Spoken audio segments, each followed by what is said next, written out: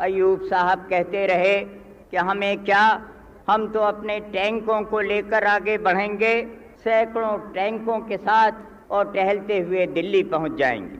तो इस तरह से टहलते हुए, घूमते हुए दिल्ली में आने का उनका इरादा था। और जब ये इरादा हो तो कुछ अगर हम भी थोड़ी तरफ लाहौर की तरफ टहल कर चले गए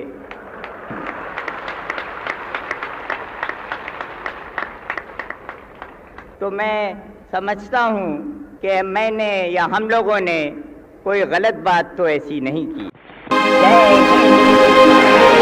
ये आवाज है सादगी, शालीनता और ईमानदार व्यक्तित्व के धनी शास्त्री जी की।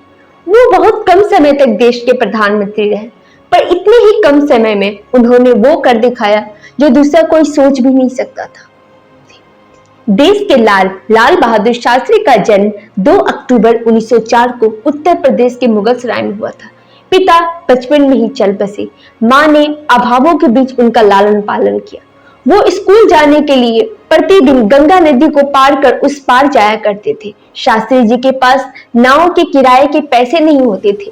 वो अपनी किताबों को सर पर बांधकर गंगा नदी पार कर पढ़ने जाते थे और फिर नदी को पार कर वापस आते थे। शास्त्री जी जातिवाद के घोर विरोधी थे। उन्होंने अपना सरनेम हटा लिया था। काशी विद्यापीठ से स्नातक होने के बाद उन्हें शास्त्री की उपाधि दी गई।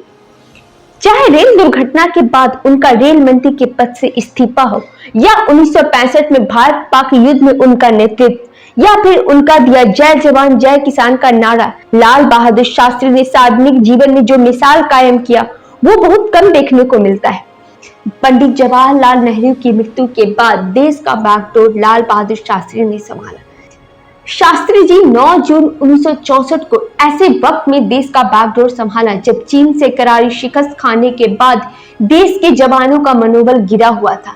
दूसरी तरफ देश की हालात खराब थी। शुरुआत में जब उन्हें प्रधानमंत्री बनाया गया तो उनके ऊपर दुनिया को शक था, लेकिन सिर्फ 1.5 साल में शास्त्री जी का करिश्मा पूरी दुनिया ने माना। सिर्फ 18 महीनों में उन्होंने सरहद से लेकर खलिहान तक पूरे देश को एकजुट किया। कितने लोग यकीन करेंगे, जब शास्त्री जी प्रधानमंत्री बने तो उनके पास अपना घर तो दूर स्वयं के अपने कार भी नहीं थे। अपने बच्चों के अनुरोध पर शास्त्री जी ने कार खरीदने का फैसला किया। उन्हें फिएट की कार के लिए 12,000 रुपए की जरूरत थी। हालांकि उनके पास केवल 7,000 रुपए ही थे। बाकी का पैसा उन्होंने आम लोगों की तरह पंजाब नेशनल बैंक से लोन लिया। शास्त्री जी बहुत कम साधनों में अपना जीवन जीते थे।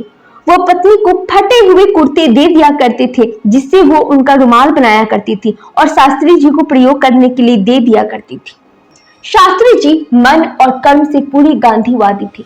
एक बार उनके घर पर सरकारी विभाग की तरफ से कूलर लगवाया गया। जब शास्त्री जी को इस बारे में पता चला तो उन्होंने परिवार के लोगों से कहा, इलाहाबाद के पुस्तैनी घर में तो कूलर नहीं है, ऐसे में हमारी आदत बिगड़ जाएगी। उन्होंने तुरंत सरकारी विभाग को फोन कर कूलर हटवा दिए। एक बार शास्त्री जी अपनी पत्नी और परिवार की अन्य महिलाओं के साथ साड़ी खरीदने मिल गए थे। वो तब प्रधानमंत्री थे। मिल मालिक ने उनको कुछ महंगी साड़ी दिखाई तो उन्होंने कहा कि उनके पास इन्हें खरीदने लायक पैसे नहीं है। मिल मालिक ने जब साड़ी गिफ्ट देनी चाहिए तो उन्होंने सख्ती से मना कर दिया।